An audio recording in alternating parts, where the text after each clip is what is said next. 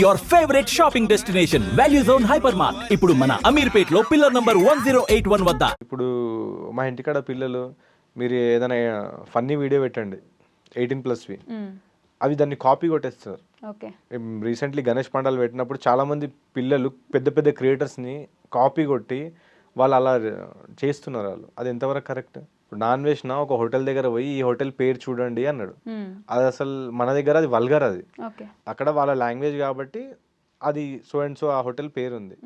ఆ హోటల్ పేరుని ఏదో కామెడీగా అనేసరికి ఇక్కడ మన పిల్లలు కూడా అది నేర్చుకుని అక్కడ గ్రూప్లలో మాట్లాడుకొని అలా దాన్ని తీసుకుంటున్నారు. అది ఎంతవరకు కరెక్ట్? మళ్ళీ సో కొన్ని చూపెట్టాలి, కొన్ని చూపెట్టొద్దు.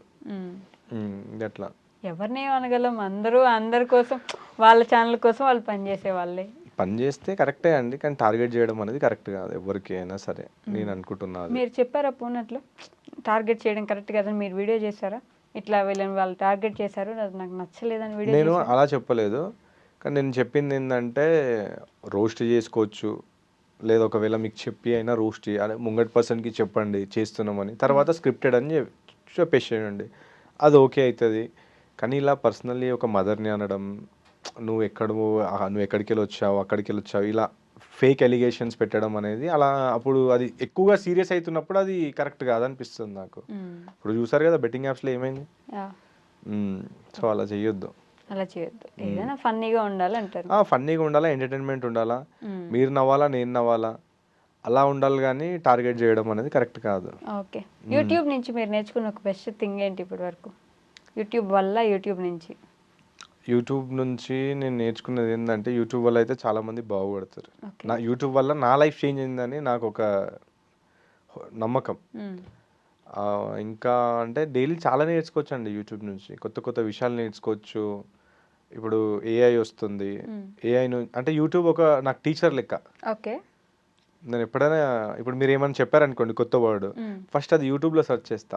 అరే ఆ అమ్మాయి చెప్పింది ఏదో యూట్యూబ్లో చెక్ చేస్తే మొత్తం దాని మీద డీటెయిల్గా వీడియోస్ వస్తాయి కదా, ఒక టీచర్ లెక్క యూట్యూబ్ నాకు మంచిగా లెర్నింగ్ యాప్. దాంట్లో అన్నీ నేర్చుకో, చెడు ఉన్నాయి మంచిగా ఉన్నాయి.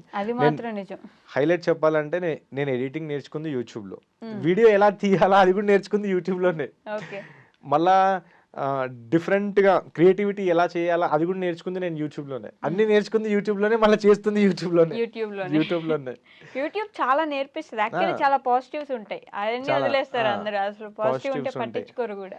ట్రెండింగ్ ఎలా పోవాలా, ఎస్ఈఓ ఎలా చేయాలా అది కూడా యూట్యూబే నేర్పిస్తుంది మనకు, కానీ మనం అలా అవన్నీ చూడరు. ఎవడు చూస్తాడు అంత పెద్ద వీడియో అంటారు, కానీ చాలా బెనిఫిట్స్ ఉంటాయి. మీరు కూడా అట్లాంటి వీడియో షార్ట్స్ పెట్టారు కదా, ఇన్ని అసలు వ్యూస్ రావాలంటే ఏం చేయాలి అని పెట్టేసి అది జెన్యూన్ గా పెట్టినా నేను, అదేం ఫేక్ లేదు.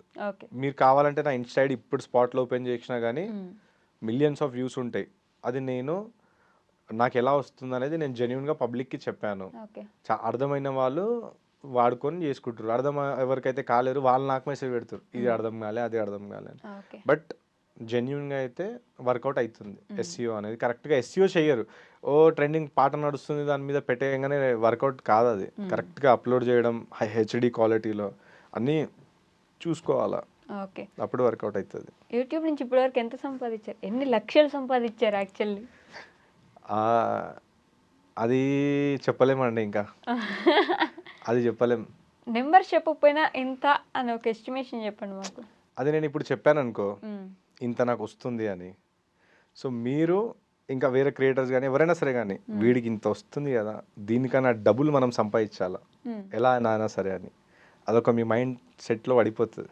సంపాదించుకోండి, మంచిదే కదా, సో చేసుకోండి మీరు, నేను కాదంటలే, నా గురించి ఎందుకని.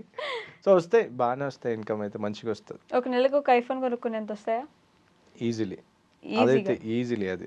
అది అంత రాకపోతే మళ్ళీ వేస్ట్ కదా అండి. ఒక నెలకు ఒక కార్ కొనుక్కుని ఎంత వస్తాయా? ఇంకా మీరు అంత డీటెయిల్గా చెప్తే అంటే అది మనం మంచిగా వర్కౌట్ చేస్తే ఒక ఆల్టో వచ్చేస్తుంది, ఆల్టో K10. ఆల్టో K10 అయితే ఈజీలీ వచ్చేస్తుంది. నేను మంచి ఇన్స్టాగ్రామ్లో వీడియోస్ చేసుకొని సంపాదించుకుంటారు అండి.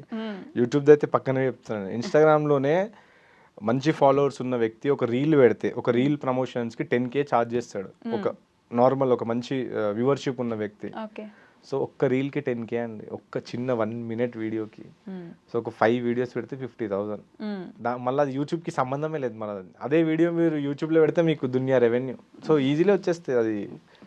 పెద్ద అంటే నేను ఎందుకు ఈజీ, వేరే క్రియేటర్స్ ఉంటారు చిన్న క్రియేటర్స్, పాపం వాళ్ళు బాధపడతారు, వాళ్ళకి కాదు. అంటే మంచిగా కష్టపడి ఉన్న ఫాలోవర్స్ ఉన్న వాళ్ళకి చెప్తున్నాను నేను ఈ విషయం. ఓకే, మంచి రెవెన్యూ వస్తుంది యూట్యూబ్లో, మంచిగా వస్తుంది. బిగ్